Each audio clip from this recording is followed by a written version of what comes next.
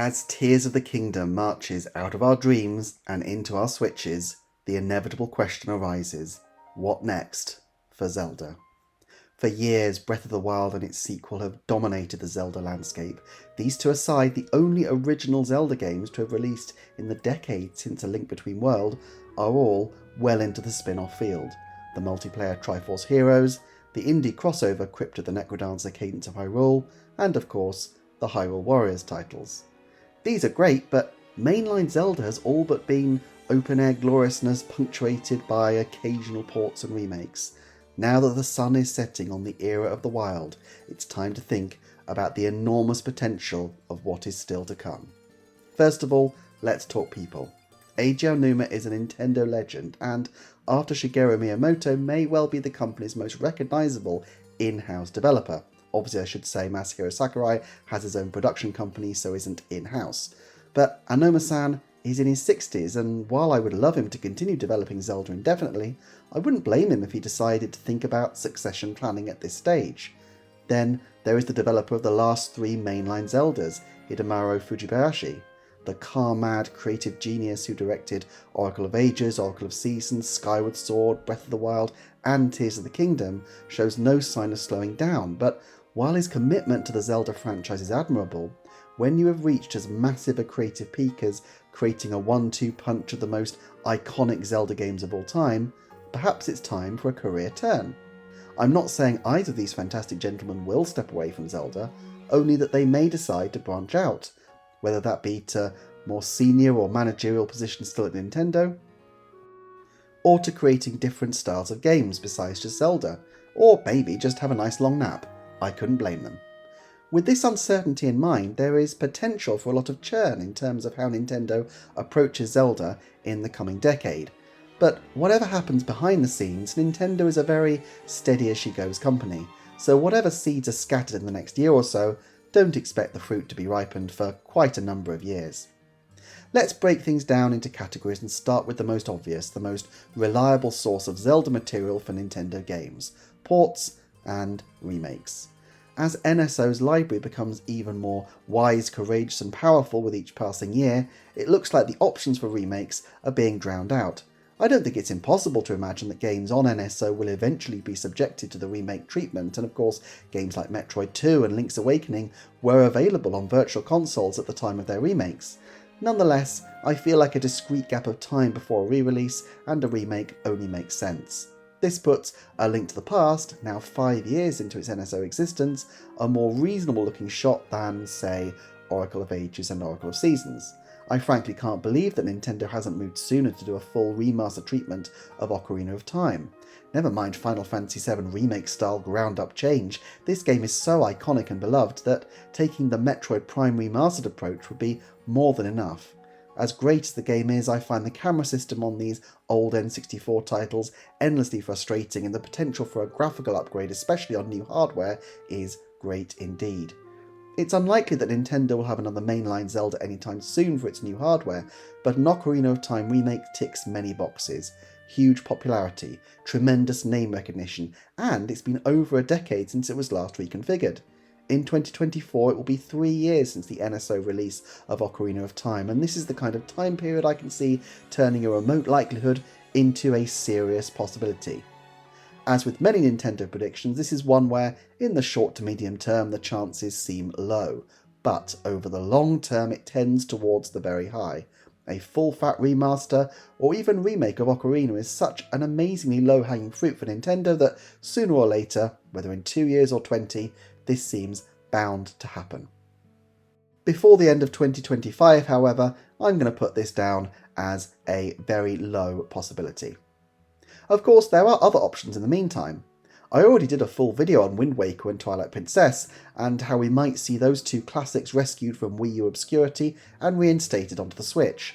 I also did a video focused on Grezzo, Nintendo's most trusted Zelda development wing people, their Rito villagers if you will, in which I looked at a number of 2D game and port possibilities, and so I'll put links to both of these at the end of the video. So let's look at a few spin-off possibilities first, and before we go any further, let's just say this next one's going to be really, really crazy. Are you ready? Let me just say it. Zelda Kart. I know. Mario Kart is a huge title for Nintendo, and I always found it frankly astonishing that for years and years, Mario Kart 8 Deluxe was Nintendo's only first-party racing title on the Nintendo Switch system. Can you remember the second? Go on, think about it. What was the second officially released racing game from Nintendo's first-party developers? Drop it in the comments if you remember, I dare you. And while you're there, please do drop a cheeky like on this lovely video. So anyway, that second Nintendo Switch first-party racing game. Buy yourself an ice cream if the game you had in mind was Kirby's Dream Buffet. Not exactly AAA, is it? Look, it makes sense, I guess, for Nintendo not to oversaturate the racing genre, but realistically, racing games are huge, and Nintendo doesn't have a problem with multiple platformers or RPGs. Now, it's completely possible that F-Zero, Wave Race and others may return to form to give Nintendo a more robust racing roster in the years to come, but I struggle to think a time will arrive when adding something new in the racing space won't spell a big win for the big N. And let's face it, we know from Kit and Krista's wonderful podcast that Zelda director extraordinaire Hidemaro Fujibayashi is a big car fan. Can you imagine spinning Tears of the Kingdom into a racing title? Shield surfing, through to bike riding, through to goodness knows what else. Just as Hyrule Warriors Age of Calamity artfully repurposed the Breath of the Wild map to give locations for all that lovely Muso action. Hey, by the way, Warriors titles, there's another gameplay style where they have shown absolutely no restraint in flooding the Switch with variants. But just like Age of Calamity reused the maps, Tears of the Kingdom would provide ample opportunity to carve out racing tracks. Link, Zelda, Ganondorf, the Champions, Cass, and even more obscure shouts like Astor could make for a really deep lineup. I'm not saying for a second that I think this is likely. In fact, I think this is one of those very low 10% predictions, and that is being extremely generous, but I do think the stars are aligned so that if this did happen, it would have a lot to recommend it. A more serious potential spin-off possibility is Hyrule Warriors. We've already had sequel Warriors titles to Breath of the Wild and Fire Emblem Three Houses, and I struggle to believe that we won't get another Hyrule Warriors game and most likely a Tears of the Kingdom tie-in in the future. Again, it just makes sense to reuse those assets. My only hope is that this time they don't decanonize the storyline before they even finish by making it a changed timeline, and that they actually do a story set in the Zelda universe proper. That would be cool, although, while the Age of Calamity era was begging to be explored, I'm less sure that there is ground quite as fertile still to explore in Tears of the Kingdom. We'll see though. Another possibility is the multiplayer game. Now, there are quite a few delicious possibilities here. First of all, there is a classic 2D top-down multiplayer game. Such a game seems like an obvious gap in the Switch lineup, but to be fair, I can see that Four Swords Adventures will soon be hovering into view on the NSO in some form or other, and perhaps that is a more logical place for it. Why try another game in a style that, after the relative disappointment of Triforce Heroes' performance and reception, has been shown not to exactly wow audiences? There are games that Nintendo can use to scratch their 2D multiplayer itch already. However, multiplayer versions of Zelda games, that's an interesting one. Early interviews for Breath of the Wild indicated that multiplayer Zelda was an interest Eiji Aonuma had. To me, the obvious application of multiplayer is to develop a Fortnite-style Battle Royale Zelda.